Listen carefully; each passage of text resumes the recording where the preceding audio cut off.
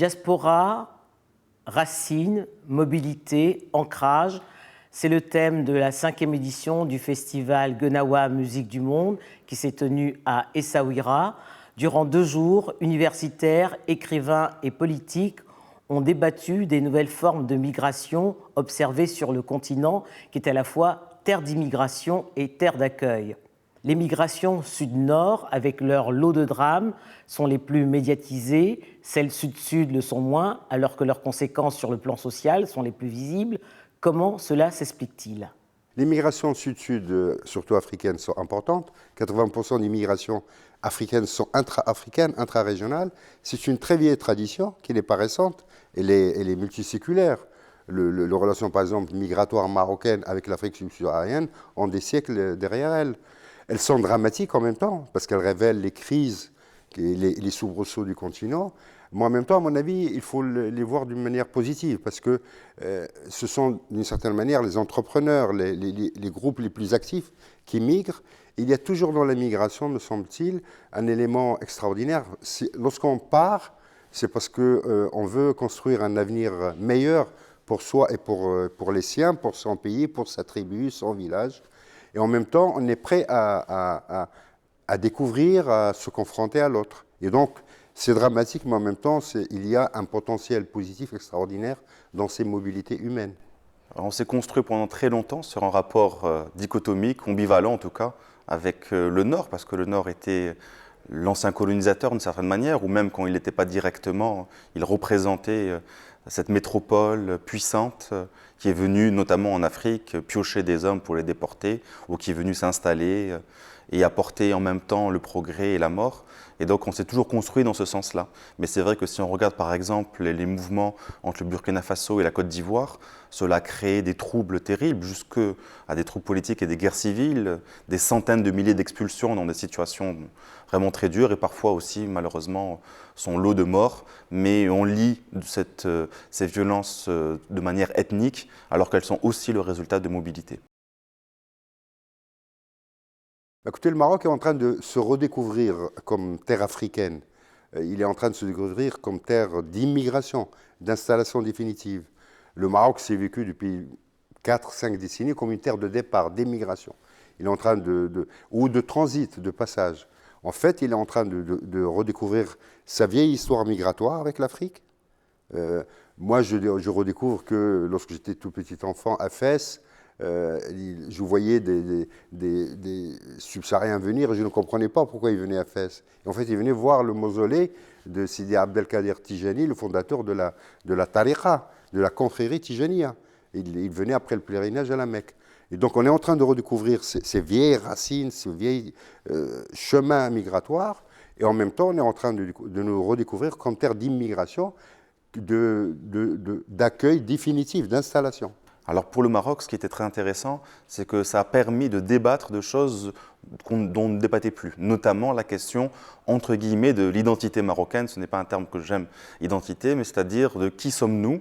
Alors sommes-nous seulement musulmans ? Nous avons vu que les églises refleurissent grâce à l'apport de ces nouvelles personnes qui s'installent chez nous, et c'est une très bonne chose. Sommes-nous seulement des Arabes ? Et la question de la mazirité est importante. Et parmi les Amazirs, il y a aussi beaucoup de gens noirs de peau. Et on a débattu aussi de notre passé esclavagiste, même s'il n'est pas le même que celui des Européens, il est quand même fait de sueur, de sang et de larmes. Et donc, on a pu débattre de tout cela. Et puis, nous avons pu aussi débattre de questions des droits, d'une société inclusive, de lutte contre les discriminations. Et donc, ce qui est intéressant dans le contexte marocain, c'est que ces débats-là ont émergé au moment où en Tunisie, au moment où en Égypte, on chassait les dictateurs. Au Maroc, les choses se sont faites différemment, mais on a eu envie de lutter contre les discriminations, ce qu'on appelle ici aussi la hugra, c'est-à-dire les humiliations que peuvent subir les petites gens. Et on n'a pas oublié les immigrés issus des pays d'Afrique subsaharienne, et c'est une excellente chose.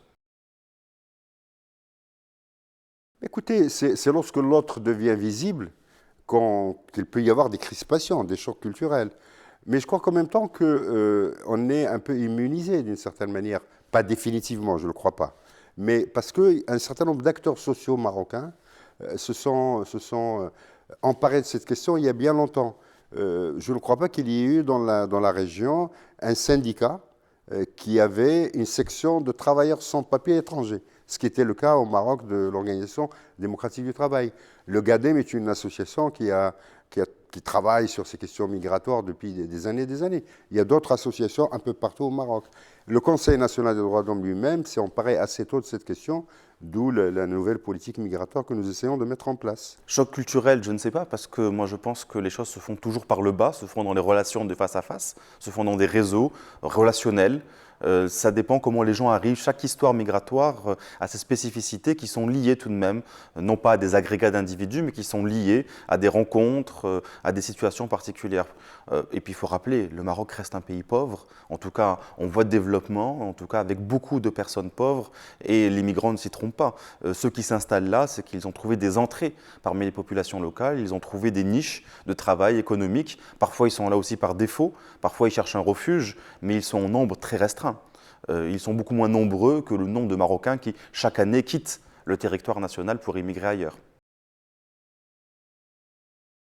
Écoutez, il y a probablement une distance dans toutes les sociétés entre l'acteur politique et la recherche, entre les évolutions sociales et la reprise de ces évolutions sociales par le politique. C'est d'une certaine manière inhérent aux politiques que d'essayer de rattraper des évolutions qui ont déjà commencé bien avant, qui sont souterraines. Il y a aussi des évolutions tellement souterraines que pour que le politique les appréhende, les comprenne, et puis on profite pour tracer des politiques publiques, il y a toujours un certain délai. C'est aussi, à mon avis, le politique est tellement lié aussi au médiatique qu'il faudrait aussi que le médiatique alerte parfois. Et donc il y a ce triple, disons, jeu entre la recherche, le médiatique et le politique.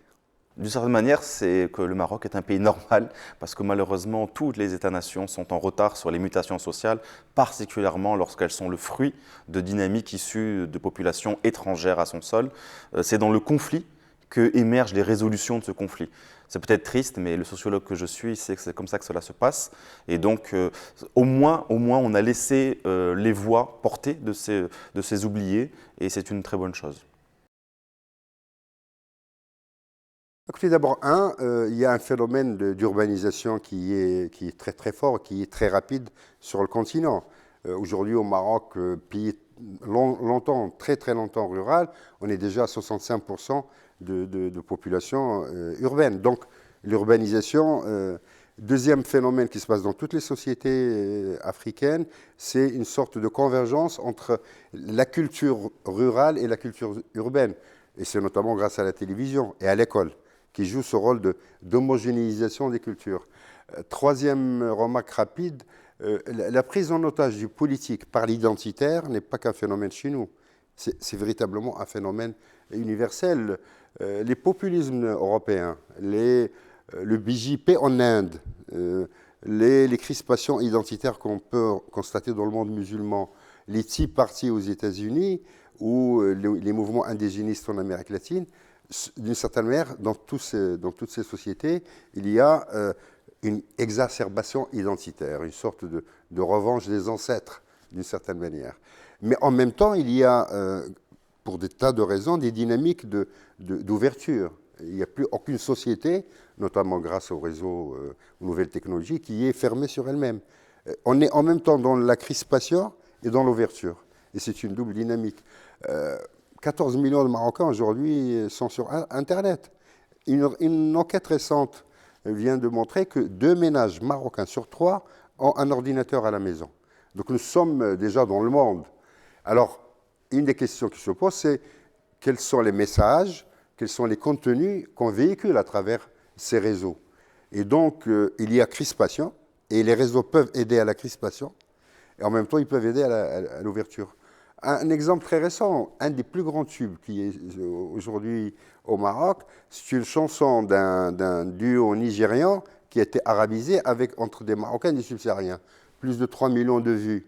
Et c'est une chanson absolument extraordinaire. Donc, et on voit bien donc, comment là, le réseau, le tube, peut aider à l'ouverture, mais il peut aussi aider à l'enfermement. C'est très difficile, c'est une grande angoisse. Les Marocains sont très angoissés. On le voit même pendant la consommation, par exemple, de psychotropes, d'anxiolytiques, etc., de manière légale ou illégale. Les Marocains sont très, très angoissés. Le Maroc change à une vitesse incroyable. Ce n'est pas le seul fait de cette société, mais je pense d'autres sociétés africaines. Et on ne mesure pas l'impact de cette angoisse qui se cumule à la difficulté sociale, aux conditions d'existence, qui se cumulent au chômage, qui se cumulent à la pauvreté. Les gens ne savent pas vraiment où ils vont, ils ne savent pas vraiment où on les mène. Hier, nous avons eu la chance d'avoir un magnifique concert des Hoba Hope Spirit. Je suis un grand fan qui a une chanson qui s'appelle comme ça, El Goudem, qui veut dire en avant, le Maroc comme un Spoutnik a décollé, mais on ne sait pas vers où on va aller. Écoutez, d'abord, en prenant en charge totalement, définitivement, son histoire africaine, ses profondes racines africaines, ce que la Constitution marocaine avait déjà affirmé dans le préambule. Deux, en prenant en charge définitivement et de manière conforme au droit international l'accueil de ses frères africains qui sont ici. C'est, à mon avis, le premier examen. Trois, en développant des échanges culturels. Bien évidemment que l'économique doit accompagner. Il y a, de ce point de vue, des dynamiques intéressantes qui restent à amplifier, mais en développant aussi les échanges culturels. Et enfin, en développant aussi l'approche commune en matière de droit. Je vois, par exemple, les dynamiques que nous avons entre les institutions nationales des droits de l'homme de l'Afrique. Il y a un réseau africain, il y a un réseau francophone, que j'ai l'honneur de présider. Et ces institutions nationales commencent aujourd'hui à tracer entre elles des convergences, des partenariats qui me semblent vraiment prometteurs. Le Maroc retrouve sa place. Il ne faut pas oublier que le Maroc a été un des pays membres fondateurs de l'Union africaine. Malheureusement, avec la question du Sahara marocain, il y a eu des crispations qui se sont faites. Les frontières que nous laissent les colonisateurs sont des frontières problématiques, sont des frontières qui entraînent des conflits, mais le Maroc retrouve sa place. Je pense que le Maroc est certainement ce que moi j'appelle l'Afrique méditerranéenne, un beau symbole de cette Afrique méditerranéenne, c'est-à-dire une terre de confluence entre les deux. Bien sûr, tout n'est pas rose, tout ne se fait pas dans une grande messe ou dans une grande ronde, mais au moins aujourd'hui, je pense qu'on a entendu, au moins en tout cas du côté de l'Afrique de l'Ouest, on a entendu le Maroc est africain, il le rappelle, et si le Maroc veut être en Afrique, il faut que l'Afrique soit au Maroc.